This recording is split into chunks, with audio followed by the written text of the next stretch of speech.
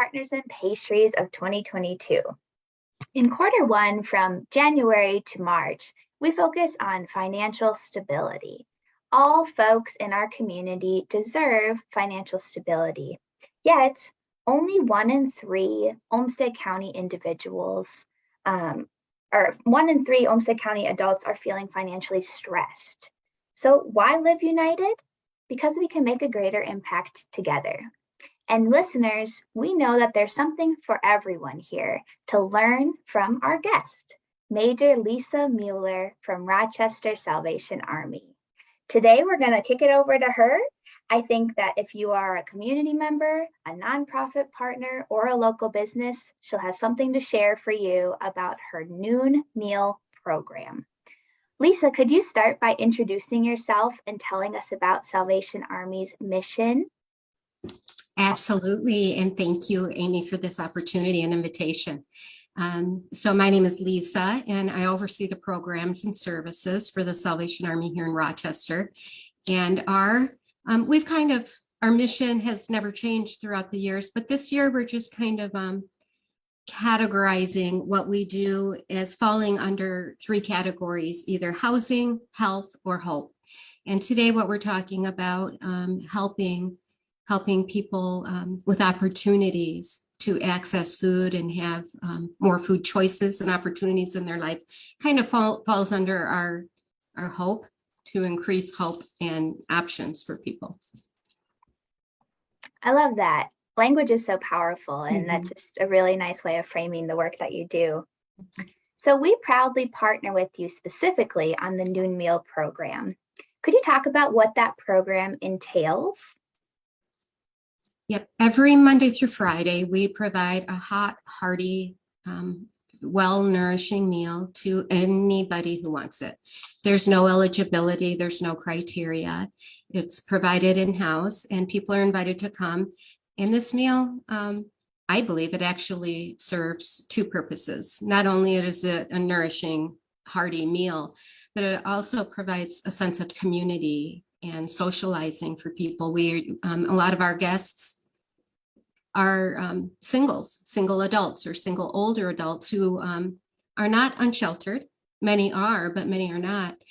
But they tell us that they come from places where they live alone, and they just come, in addition to the good meal, they come to be with someone and to chit chat and to socialize. So we offer that every day, again, for anybody who needs it. That sounds lovely. Thank you for sharing. So again, starts at noon, and then does it go till a certain time? Yeah, it actually starts at 11:30. We start serving at 11:30, and we serve right up until 12:30. So it's just like kind of that whole hour. Excellent. Great to know. Thank you, Lisa. Now, as I mentioned earlier, our quarter one theme at United Way is financial stability. So we're interested to know, how does this program specifically reduce barriers to folks that may be experiencing homelessness, like you said, but other folks are just trying to make ends meet or find a community? How does this program specifically do that? This program is one of several programs that the Salvation Army of Rochester has that address food insecurity or access to food. So one of the simple answers is every meal somebody can eat here is one less meal they would have to purchase or prepare at home. So it helps financial stability that way. It quite literally saves money. It also works together collectively. We have the Salvation Army right here. We have 3 food insecurity programs, or programs that address the opportunity for people to have greater access to food. And that happens through a variety of collaborations.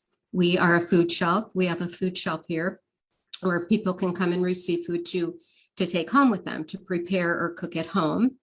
We are the daily lunch program, as you heard about. And then the third thing we have is we are the recipients of the generous donations of Hy-Vee with their bread. Every morning we have a volunteer go pick up some bread, sometimes donuts and muffins, but mostly bread.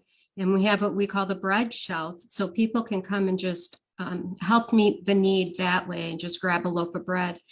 So we like to think collectively, if you add all these things up, this can make it or break it for some people, because once you add up, visiting our food shelf, getting bread here daily and having a hot meal here every day, that adds up to quite an impact on our financial stability and our budgets. And then it means that money can be used for something else. So I love the idea that we all work together. We also, this is a partnership. We don't do this ourselves, but we have invited Community Food Resource Response to be right here on our campus. They're in one of our campuses here downtown, and they provide rescued food to whoever needs it Monday, Wednesdays, and Friday nights. So having them on our campus doing a similar but not the same kind of service to get food into the hands of those who may want it really it marries into what we do here so well, and we're really proud of that partnership. I love that you're feeding nutritious food at all different times of day. And then, like you said, that money that is saved can be used for other costs that aren't going away, like childcare or maybe rent. So truly reducing barriers to that financial stress that we were talking about and increasing financial stability. Now, of course, we have to address COVID in these times. So how has the noon meal program changed? What has had to adjust in this time? When the pandemic, when it was declared a pandemic, it dramatically affected our program. Our program is a community meal, and it is referred to as congregate dining. It's where everybody comes together and we dine together.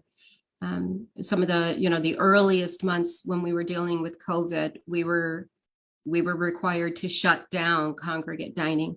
We never once shut down the meal itself. We prepared and made available a hot, nourishing meal every day, but we made it in to-go boxes. What we did have to sacrifice during that time period was the entire sense of community that people come to it for.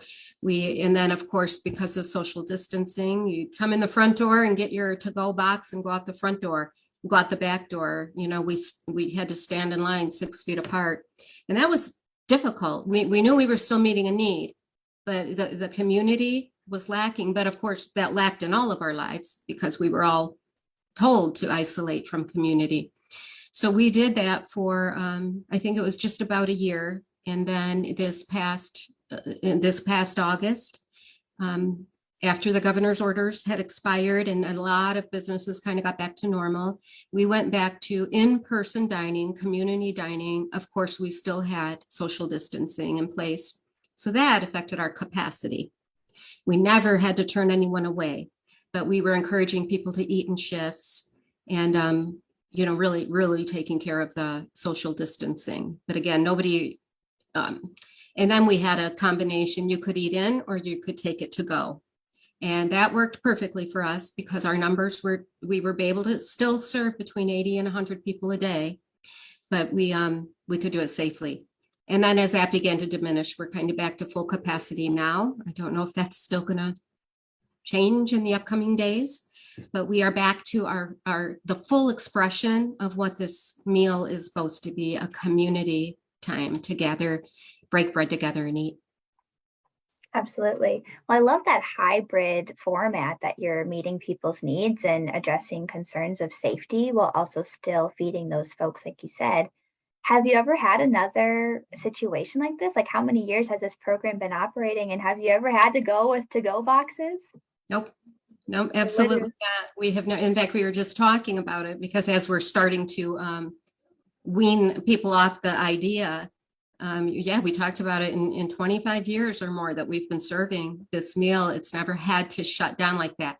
Now, there have been odd days here and there when the dining room was painted or something when we would offer a to-go box, but it was never part of our program. We also, with this program, during COVID, last year, we were able to provide meals to the Mayo Civic Center when it became a makeshift space for those who were unsheltered to get off the streets. Because remember, so many businesses and places were closed. We also provided meals every day through most of the pandemic through to the landing that was functioning as a day center. We just packed the meals up and had them delivered over to the landing. So we've had to be very creative with who this meal serves and how it serves. Definitely creative, and I just hear collaboration ringing true through everything you're saying as well, which leads into my next question. It's been said that communities are program rich, but systems poor. How do you work with other partners? You mentioned the landing and community food response. How do you work with them to create a system that supports financial stability and food security for all? That's a great question, Amy. We work really hard to communicate with other agencies in town that are doing everything, whether they're doing the exact same things we're doing or completely opposite things, because it is my firm belief that we are here to complement one another, not compete with one another. We also, it's my firm belief that we should all of us agencies be good stewards of the resources we have, and that's the funding from the United Way and the general public. We don't duplicate services. We try to avoid that because I don't think it's good stewardship of the funders. So if somebody opened up next door and they were doing the same program, we would meet with them and say, let's figure this out so we can complement one another. Another example of that is community food resource, how they're getting the food into the hands Monday, Wednesday, and Friday night. We knew it was a win-win to have them on our campus because they're not doing what we're doing. They're complementing what we're doing as we are to them. And that is becoming more and more important in the upcoming years.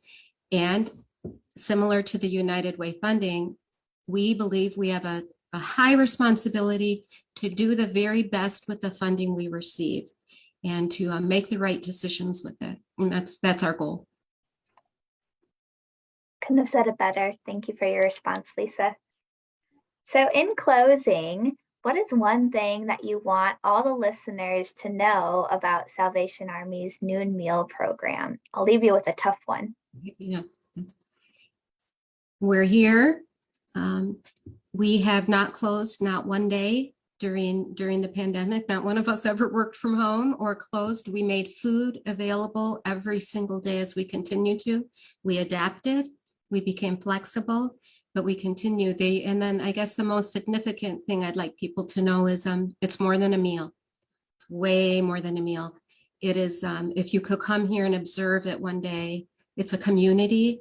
It's a real family. It's also an incredible opportunity for volunteers to share and learn and grow and see what's going on in this community. We have some really fabulous volunteers who are regulars in there who won't give up their day in the kitchen for anything. Yeah. Thank you so much, Lisa. We just love our partnership with Salvation Army. Couldn't do the work that we do without your support. So thank you so much. If you were moved by this conversation, you can give help by volunteering, like Lisa mentioned, through our portal, Get Connected. You just go to volunteer.uwolmsted.org to find that posting and sign up by the click of a button. If you also need help, you can call 211. It's our social services resource hotline that's confidential and 24/7. And of course, Salvation Army's new meal program, among other community services in Olmsted County, is listed on that. And on the other end of a phone line is someone to talk and listen to you. Thank you so much for tuning in, and thanks for living united.